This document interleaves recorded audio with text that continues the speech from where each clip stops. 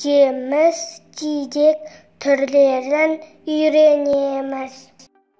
Алма, алмұрт, банан,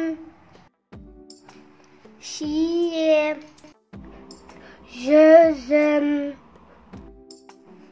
құлпынай, киви, қарбыз, қауын,